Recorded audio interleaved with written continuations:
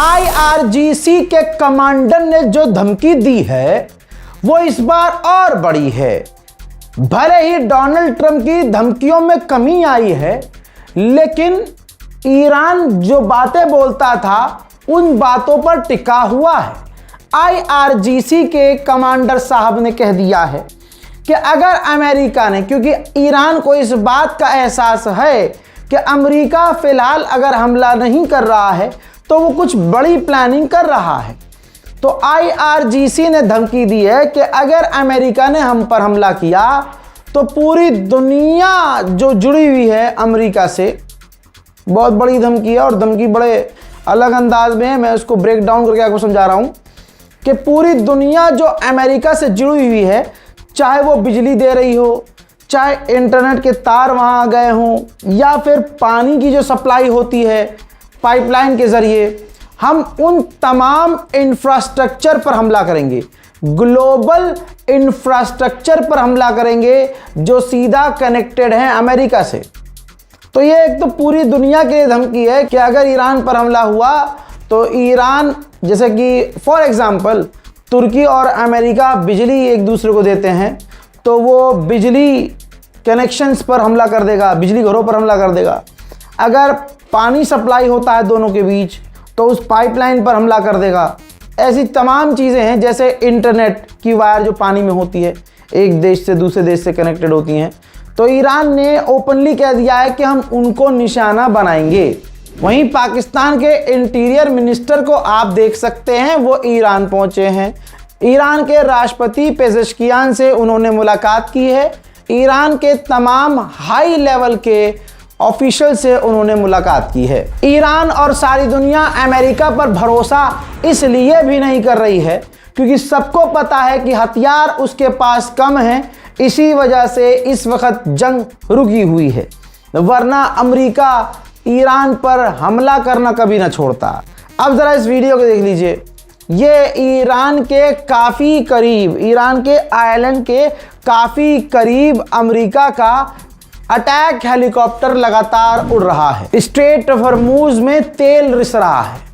अब वहाँ पानी के साथ साथ तेल भी पानी में मिल चुका है। ज़रा इस तस्वीर को देख लीजिए, वीडियो देख लीजिए ध्यान से। ये हॉर्मूज में ईरान ने इतने सारे टैंकरों पर पिछले कई महीने से हमले किए, अमेरिका ने भी किए, कि अब स्ट्रेट ऑफ हॉर्मूज में ईरान के तट पर, ईरान के करीब वाले समुद्री इलाके में भाई पानी के साथ तेल आ रहा है। मोहतरम हजरात, ईरान के लारीजानी आपको याद होंगे।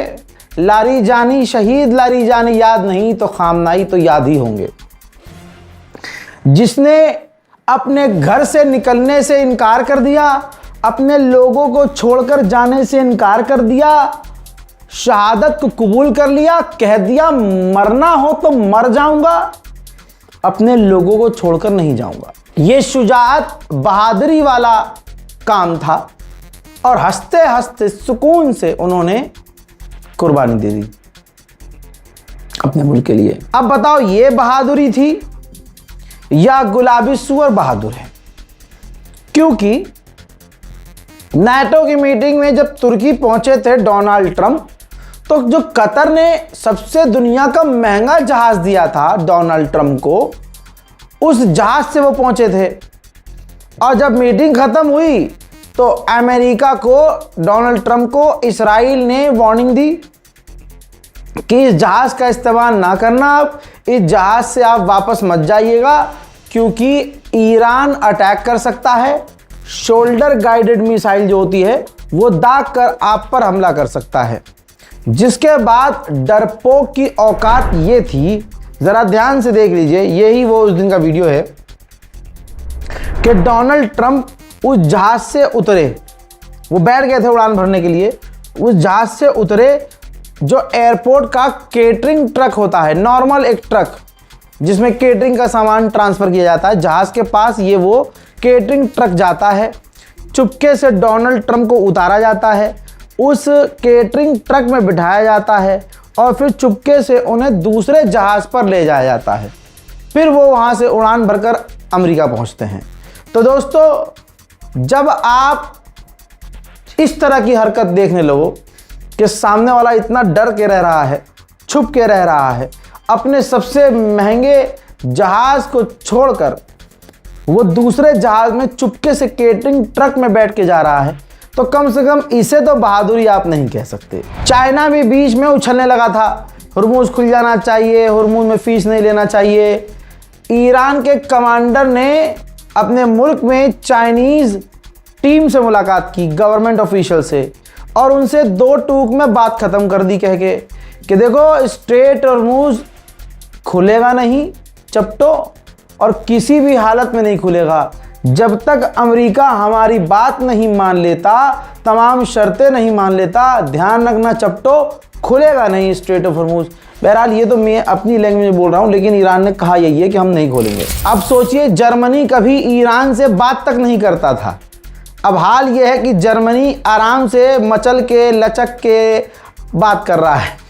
ईरान के विदेश मंत्री ने जर्मनी के विदेश मंत्री से फ़ोन पर बात करते हुए कहा है कि लाला, जो भी स्ट्रेट ऑफ हुर्मुज में हो रहा है उसका जिम्मेदार हम नहीं हैं, उसके जिम्मेदार सिर्फ अमेरिका और इसराइल है, जो पूरे इलाके में हुड़दंगी मची हुई है। उधर ईरान के अंदर सरकार के समर्थन में, गवर्नमेंट के समर्थन में ज़बरदस्त प्रदर्शन हो रहा है। अमेरिका और इसराइल के सीनों पर यह तस्वीरें देख के सांप लौट रहा है।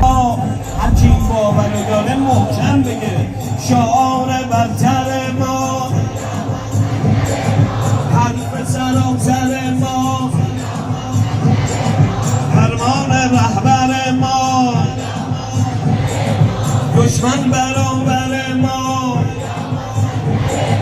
दुश्मन बराबर मौत, चश्मश में लश्कर मौत। अब सुनिए, 5 दिन तो मैं उंगली पे गिनवा रहा हूँ। पहले दिन बोल दिया था मैंने कि अमेरिका सिर्फ अभी लल्लो चला रहा है, कुछ दिन शांत रहने के बाद फिर से धमकी पे आ जाएगा, क्योंकि तब कहा था कि बस डील होने वाली है, हुर्मुज की डील परसों हो जाएगी, कल हो जाएगी। डोनाल्ड ट्रंप ने कहा था मंडे को होने वाली है, याद है ना आपको? अरे भैया कमेंट कर देना, याद है ना आपको? सुनिए, अब फिर से औकात पर आया अमेरिका। अमेरिका ने कहा कि डोनाल्ड ट्रंप कह रहा है कि ईरान के पैसे हमारे कब्जे में हैं, ईरान को हमारी बात माननी होगी। अबे भाई, पैसे तो पहले से कब्जे में है तुम्हारे, पैसे तो ईरान के तुमने पहले से सालों साल से बंद रखे हैं, जब्त कर रखे हैं, तो ईरान कौन सा झुक गया आज तक? तो देखिए, डोनाल्ड ट्रंप फिर से बड़बोली कर रहा है, कह रहा है कि ईरान को हमारी बात माननी होगी वरना हम ईरान पर बहुत बड़ा हमला करेंगे। अरे भाड़ू, करता क्यों नहीं है? मना कौन कर रहा है? हम करेंगे। करे कब करेगा? कर बौखलाहट में क्या ही करेगा। एक पनामा का जहाज ईरान जा रहा था, अमेरिका ने उस पर हमला किया और उसको सीज कर लिया। उधर डोनाल्ड ट्रंप की इतनी फटी पड़ी है, अमेरिका की लंका लगाने वाला पूरी दुनिया में सिर्फ एक है, ईरान, ईरान, ईरान। कभी गुलाबी सुअर को दूसरे देश में अपने ही जहाज में बैठने से डर लगता है, चुपके से वो एक सड़ी हुई वैनिटी, सड़ी हुई गाड़ी में चुपके से बैठकर एयरपोर्ट की गाड़ी से दूसरे जहाज में ट्रांसफर होता है, फिर वहां से उड़ान भरते हुए अपने चूतड़ बजाते हुए ईरान से अमेरिका पहुंचता है। यहां तक कि अमेरिका में जहां गोल्फ खेलता है, अमेरिका में जहां वो गोल्फ, तस्वीर देखो यार, जहां वो गोल्फ खेलता है वहां अमेरिका ने सिक्योरिटी के लिए ट्रंप की भाई एयर डिफेंस सिस्टम तैनात कर दिया है। एयर डिफेंस सिस्टम, ये बहादुर है कद्दू। अभी तो गुलाबी सुअर मान नहीं रहा था ना। अबे भैया, नाम है रजा गराफी और नाम ही है काफी। हम जो बोल रहे हैं वही हुआ है, जो बोलेंगे वही हो रहा है और वही होगा। अभी 5-6 दिन पहले मैंने क्या कहा था? अमेरिका के हथियार खत्म हो चुके हैं, अमेरिका की लॉन्ग रेंज की मिसाइलें खत्म हो चुकी हैं, अमेरिका के एयर डिफेंस सिस्टम के इंटरसेप्टर्स खत्म हो चुके हैं। ये रिपोर्ट CNN ने भी दी, बरतानिया के अखबार ने भी दी, न्यूयॉर्क टाइम्स ने भी दी। अमेरिका का गुलाबी सुअर अपने बॉल नोचता है। क्या ऐसे कैसे सच, ये कैसे बाहर निकल गया? उसने, डोनाल्ड ट्रंप ने इन्वेस्टिगेशन 2 बार लॉन्च करवा दी। ये अंदर की खबरें बाहर कैसे जा रही हैं? अब सुनिए आगे हजरात मोहतरम। जो अमेरिका, जो गुलाबी सूअर कल तक कह रहा था कि हमारे हथियार खत्म नहीं हुए, ये देखिए अब वो अपनी अमेरिकी मीडिया पर आकर कहता है कि हमारे हथियार इसलिए खत्म हुए, हमारे हथियार इसलिए कम हुए क्योंकि जो बाइडेन ने 300 बिलियन के हथियार यूक्रेन को फ्री में दे दिए थे। लो भाड़ू हर चीज में, जैसे मोदी सरकार कहती है ना नेहरू जिम्मेदार है, वो कहता है अपने फेल्यूर पर बराक ओबामा जिम्मेदार है, जो बाइडेन जिम्मेदार है, अलाना जिम्मेदार है, फलाना जिम्मेदार है। ये भाड़ू जिम्मेदार किसी का नहीं है, ये गुलाबी सुअर ये नहीं है कि जिम्मेदार, ये हकीकत है। लेकिन कमाल है, थूक कर चाट लिया। यही आदमी 4 दिन पहले कह रहा था कि हमारे हथियार खत्म नहीं हो, हमारा बहुत हथियार है। आज कह रहा है कि हमारे हथियार खत्म इसलिए हुए हैं, बला बला बला बला हैं। लाइक कीजिए, शेयर कीजिए इस रिपोर्ट को, शेयर अभी सुनाऊंगा, इस रिपोर्ट को शेयर भी कीजिएगा। ईरानियन ऑफिशियल ने बड़ा खुलासा किया। उन्होंने फरमाया एक पॉडकास्ट में कि डोनाल्ड ट्रंप से कोई डील नहीं कर सकता, डोनाल्ड ट्रंप से कोई डील नहीं कर सकता। आगे फरमाते हैं, उन्होंने कहा कि ना वो हमसे डील के लिए बात कर रहे हैं, ना हम उनसे डील के लिए बात कर रहे हैं। हम तो बस इंतज़ार कर रहे हैं डोनाल्ड ट्रंप के ख़त्म होने का, उनका कार्यकाल ख़त्म होने का। इस्राएली ऑफिशियल्स ने फिर गाया है कि अगर डोनाल्ड ट्रंप राष्ट्रपति हो, ना हो कोई और अमेरिका का राष्ट्रपति हो, ईरान का कोई भी गवर्नमेंट हो, ईरान की कोई भी सरकार हो, हम किसी भी हालत में अलाउ नहीं करेंगे कि ईरान के पास परमाणु हो, और हम ऐसी स्थिति में अकेले ही ईरान पर हमला करने का दम रखते हैं। उधर पाकिस्तान के डिफेंस मिनिस्टर ने बयान दिया है, अमेरिका और ईरान के बीच एक अहम डील होने वाली है।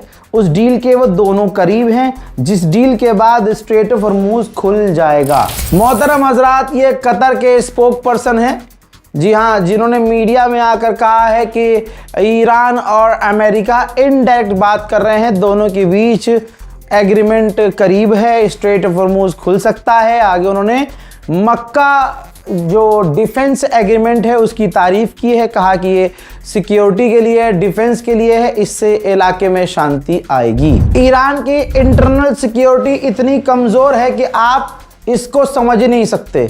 ईरान में सिक्योरिटी इंटरनल नाम की कोई चीज़ है ही नहीं, कोई क्या कर जाए किसी को कुछ नहीं पता। खुद मूसाद के पूर्व डायरेक्टर ने कहा है कि ईरान के अंडरग्राउंड न्यूक्लियर फैसिलिटी में मूसाद के एजेंट्स जा चुके हैं।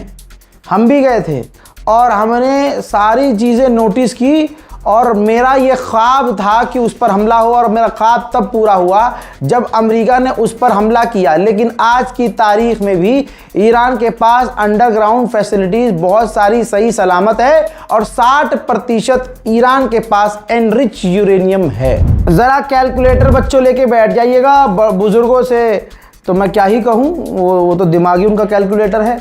ज़रा तवज्जो दीजिए इस अमेरिका की ही रिपोर्ट पर, फिर से कह रहा हूँ अमेरिका की ही रिपोर्ट पर, फिर से कह रहा हूँ अमेरिका की ही रिपोर्ट पर। ये किसी आंडू पांडू, ये किसी अरे गहरे की रिपोर्ट नहीं है। अमेरिका ने कहा है कि पिछले महीने हमने ईरान के ख़िलाफ़ पैट्रियट एयर डिफेंस सिस्टम सबसे ज़्यादा इस्तेमाल किया। हमारे पैट्रियट एयर डिफेंस सिस्टम की एक मिसाइल $4 मिलियन है, $4 मिलियन की एक मिसाइल। अमेरिका ने एक दिन में, हर एक दिन में 50 ऐसी मिसाइलों का इस्तेमाल किया है।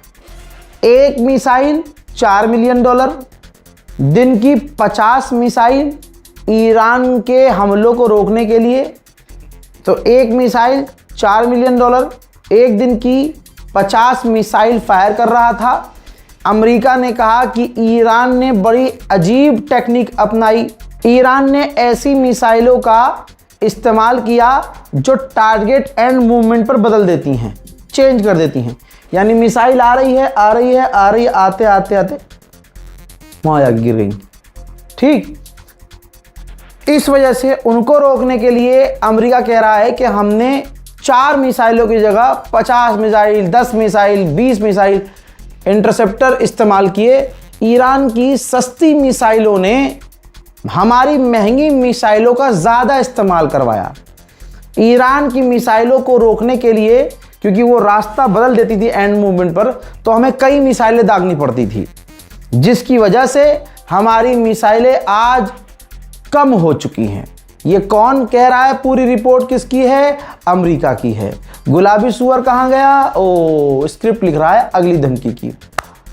IRGC ने कंफर्म किया है, ये जनाब IRGC के टॉप कमांडरों में आते हैं। इन्होंने कहा है कि हमने बैलिस्टिक मिसाइल तेजी से बनाना शुरू कर दिया है, बहुत तेजी से। इतनी मिसाइलें हमने बना ली है जितनी वो फायर नहीं कर सकते, उससे ज़्यादा हम फायर कर सकते हैं। हमने अपनी ड्रोन प्रोडक्शन को भी इतना बढ़ा लिया है और हमारे पास इतने हथियार हो गए हैं कि हम आगे कई साल के लिए जंग के लिए तैयार हैं। लीजिए, अब अमेरिकी ऑफिशियल्स ने मान लिया है कि ईरान ने हमारे फाइटर जेट को अच्छे से निचोड़ा है। हजरत मोहतरम, जब ये शुरू में खबरें आ रही थी और जब मैं खबर दे रहा था, तो भारत के खुद के जो मुसलमान लोग हैं अपने ही, वो यकीन नहीं कर रहे थे, क्योंकि उनको अगर सऊदी अरब एक चूटी मार दे तो एक टांग पर मुसलमान नाच लेगा। कुछ ऐसे मुसलमान हैं, यार क्या कर दिया, चूटी छोड़ो, एक मक्खी नहीं मार सकता बिन सलमान। ठीक उधर ईरान ने जब अमेरिका की सारी वो हैकड़ी निकाली, उसके जहाज गिराकर, फाइटर जेट पर हमला करके, F-35 तक को हिट करके, तो यहाँ के कुछ मुसलमान वो कौन से वाले हैं मुझे बताने की ज़रूरत नहीं है, लेकिन आज अमेरिका कबूल कर रहा है। इस रिपोर्ट के अंदर बताया गया है अमेरिका के ही द्वारा कि पहले हमारे फाइटर जेट पर ईरानियों ने ड्रोन दागे, और जब ड्रोन उन्होंने दागे, उनको हमारी लोकेशन पता चली, तो उन्होंने कंधे पर रख कर जो मिसाइल दागी जाती है वो मिसाइलें दागी। हमारे पायलट के पास सिर्फ आधा सेकंड का टाइम था। मेरे यारों, मेरे दोस्तों, मेरे बुजुर्गों, आधा सेकंड कितना होता है? मैं कहना कुछ और चाह रहा हूं, एक और चीज समझिए। ईरान के पास ऐसे कंधे पर रख के चलाने वाली मिसाइलें हैं कि अगर उनको चला दिया तो अमेरिका के टॉप के जहाज को वो आधे सेकंड में हिट कर सकते हैं। भाई क्या स्पीड होगी, आवाज से कितना गुना उसकी बिजली की तरह चलने वाले उसके पास हथियार हैं। तो अमेरिका ने कबूल किया है कि हमारे फाइटर जेट ईरान ने इस तरह से गिराए हैं। ईरान के विदेश मंत्री ने कुर्दिश टॉप लीडरों से फोन पर बात की है। यह है तरीका ईरान का, बल्कि बढ़िया तरीका है कि पहले मारो, इतना मारो, इतना मारो, इतना मारो। अमेरिका के नाम पे चल रहा था तू, अमेरिका और इसराइल का साथ दे रहा था, मारो। और जब मार मार कर इनकी हैकड़ी निकल जाए, फिर उनसे बात करो, हाँ बेटा अब क्या करेगा, अब क्या करना बता, अब सुन, अब तुझे हमारे हिसाब से रहना पड़ेगा, हमारी बात माननी होगी, अमेरिका और इजराइल की गुलामी छोड़नी होगी। उम्मीद है कि कुर्द जो है वो भी लाइन पर आ जाएं।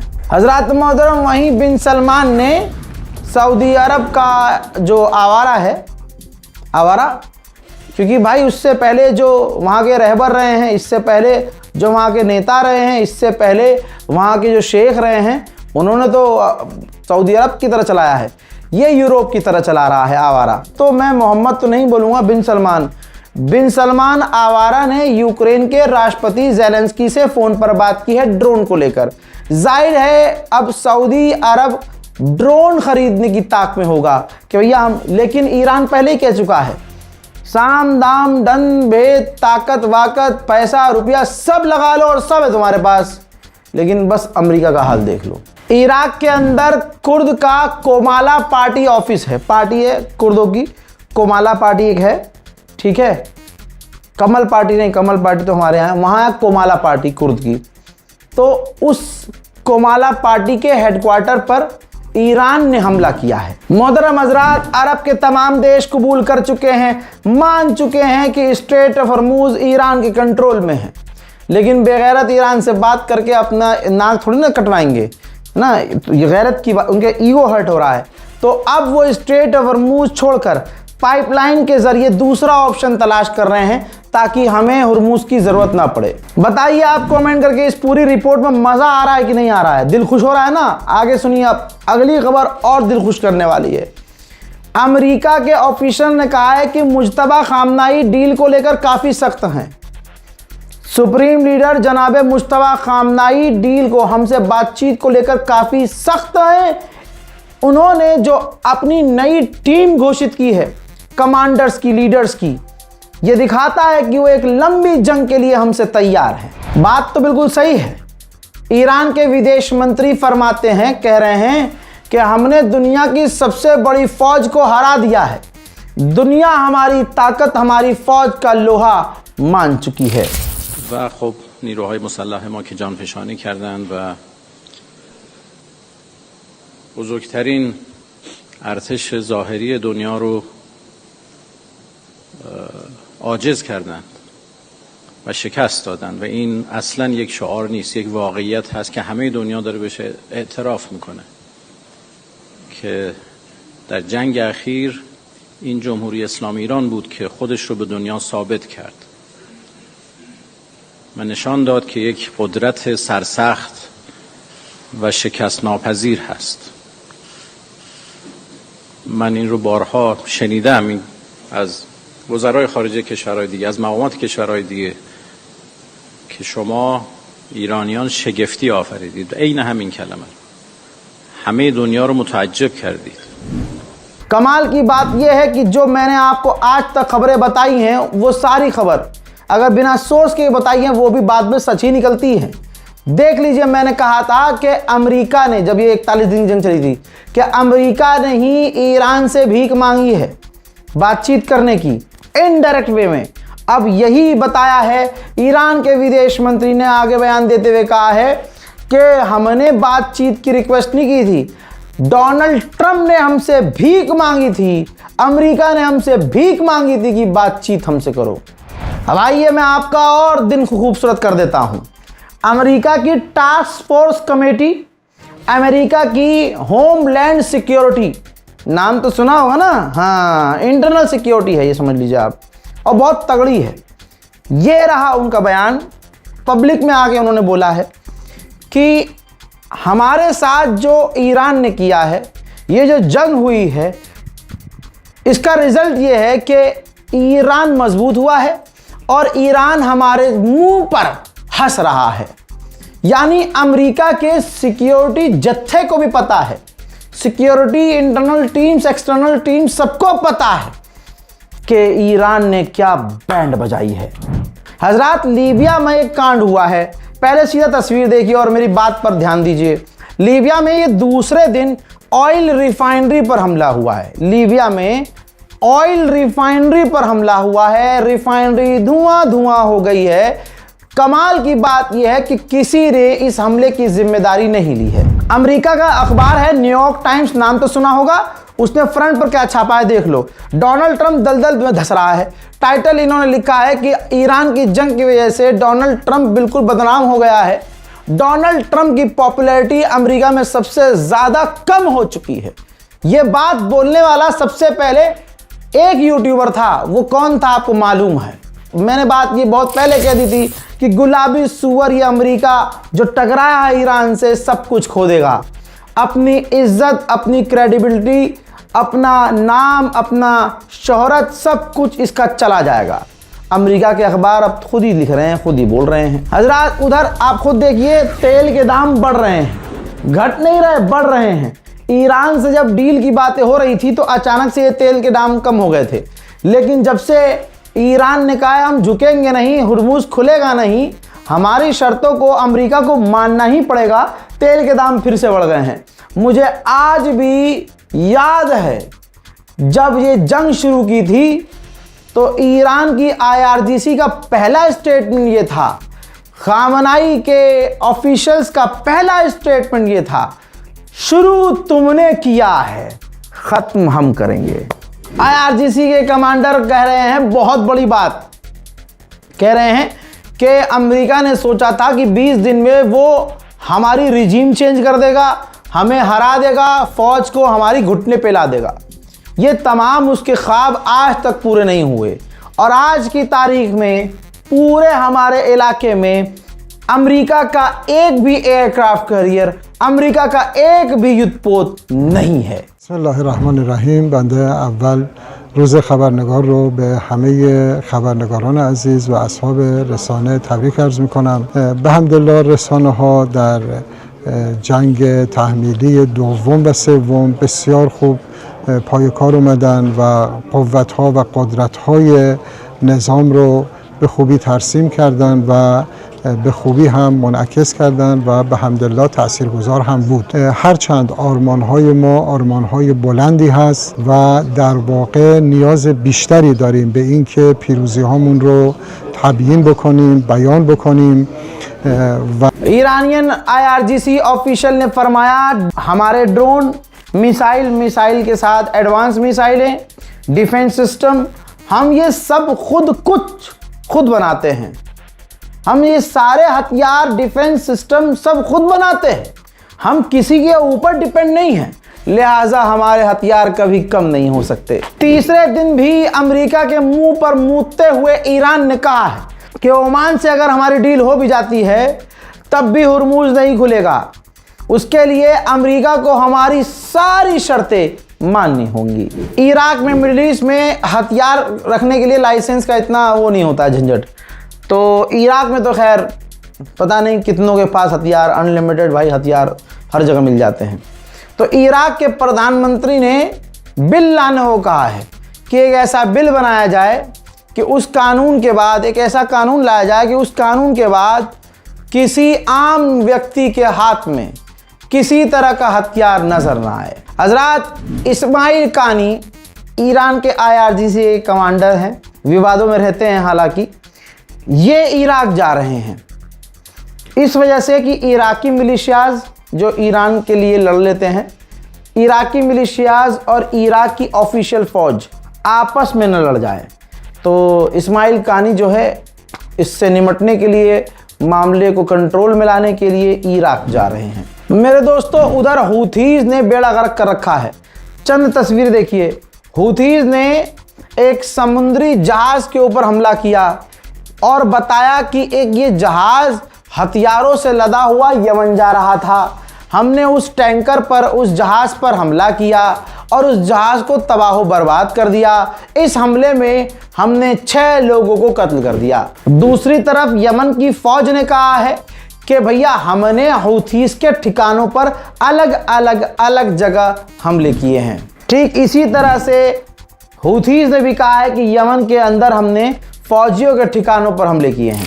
हूथीज़ अकेला ही सऊदी अरब की बैंड बजा देता है।